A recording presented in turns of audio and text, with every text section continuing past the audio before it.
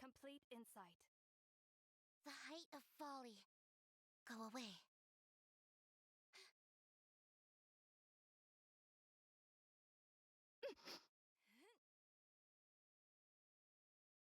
No contact allowed.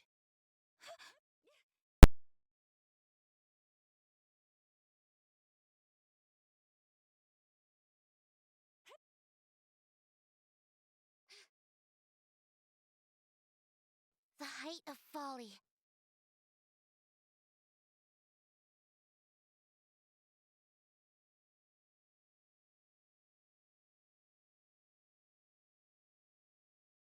Complete insight. The conference hall is just below. Let's keep moving.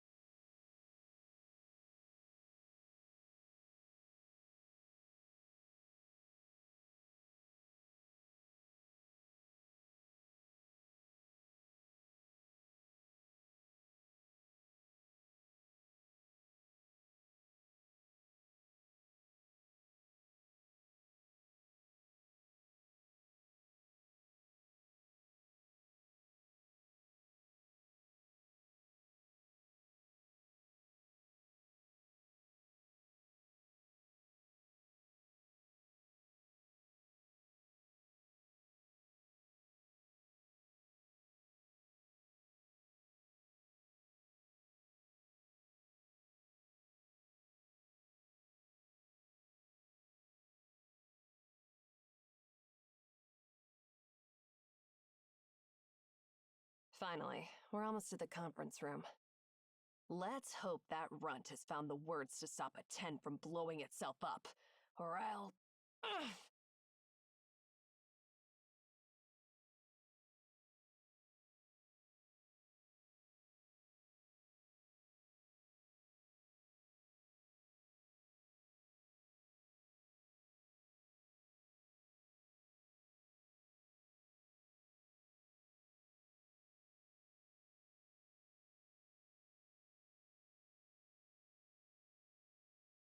Hey there, fools from 3 years ago!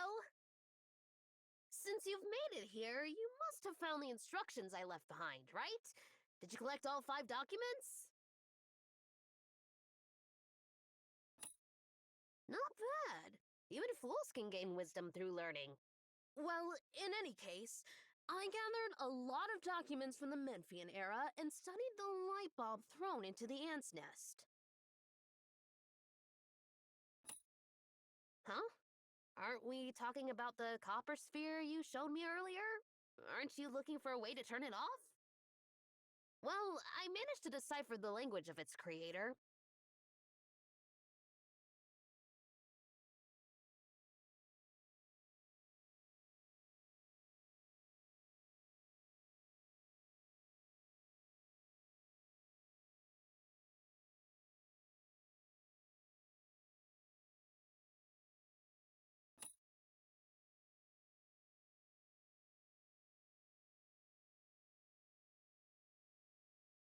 It was a piece of cake, really. But honestly, when I found the answer, I was a bit disappointed. As I thought, those ancient people were just stupid. The language they revered as divine turned out to be so simple. Well, let me start from the beginning. Thousands of years ago, there was another beacon in Memphis, and it created an anomaly that enveloped the entire city of Akedaton, turning it into perpetual night. The only source of light at a cataton was a metallic sphere that emanated light and heat nonstop, just like the sun. Amenhotep, the 18th monarch of Memphis, honored it as the god of the sun. He named it Aten and changed his own name to Akhenaton, which means the soul of Aten. The so-called language of the gods recorded in the ancient Memphis documents can be easily understood by any math professor in our time, and even more so in your time. If you've been to school, you should understand its true nature. In the Memphian language, Aten is referred to Aten, where A stands for 0 and Ten stands for 1. In their literature, all prayers related to Aten consist of only these two syllables. Seriously, it's getting tiresome explaining something as simple as a language with two elements. What's it called again?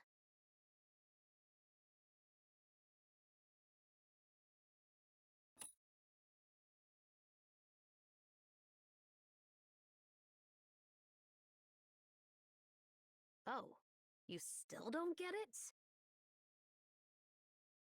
The language of the god? It's binary!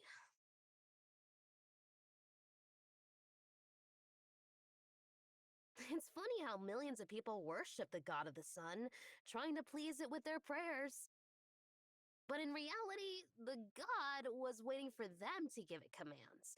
It responded not because it was happy, but because they happened to stumble upon the correct code. I've delved into your era over the past 3 years, of course, mostly with information provided by Ninsar. It makes me laugh whenever I think about Akhenaten's capital city. It must have been like a keyboard, with each prayer being a key. Countless people spent decades typing away, finally stumbling upon a few valid commands, which they carefully transcribed and preserved as oracles. They could have commanded the sun to rise, yet they knelt to pray to it. Is there anything more stupid than that? And to think that the prayers from thousands of years ago eventually became the cornerstone of human civilization! That's the greatest joke ever! Tragically, Pharaoh Akhenaton accidentally stumbled upon the last command, which turned out to be the self-destruction command for that copper sphere. So, yeah. Akhenaton got completely wiped out by the god's anger. That's the whole story of Akhenaton and Aten. I thought it'd take me 3 years to uncover the secrets of this language of the gods. Turns out, it only took me 3 days. No, at most 3 hours.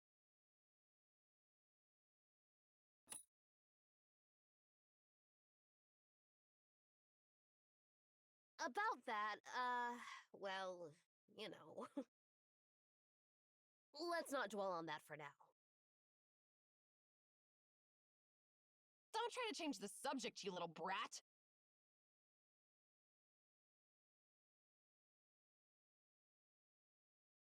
Speaking of which, Master Enki, where's Lady Ninsar?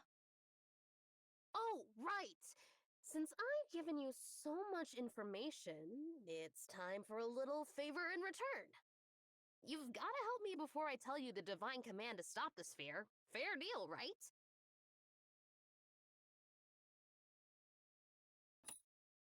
That's the attitude. Actually, not long after we parted ways with you, I had an argument with Ninsar, and that's why I'm hiding out here. She's probably furious with me right now. What did you do? Well, I didn't really do anything. Here's the deal. Ninsar has a grumpy cat. So, I made a cat's cradle to keep it from bothering Ninsar ever again. Once you place the cat inside, it won't need to eat, drink, or defecate, and it won't shed hair. It'll just sleep peacefully all the time. Huh? What are you even talking about? It's just a cat cradle, the most ordinary kind. And what happened then, Master Enki? Making a questionable device wouldn't make your sister that mad, right? Well, the thing is, I made that cradle using a clock she had restored. Come on, it's not that big a deal, right? Why would she be so angry?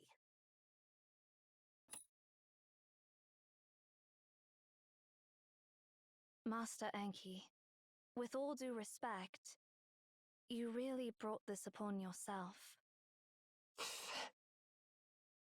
Is it really that bad? Hey, you! Is it seriously that bad? Ugh! She was furious when she found out. She even tried to stuff me in that cradle. I managed to run away and ended up completely separated from her. Anyway, please help me out. I have no clue how to calm her down this time.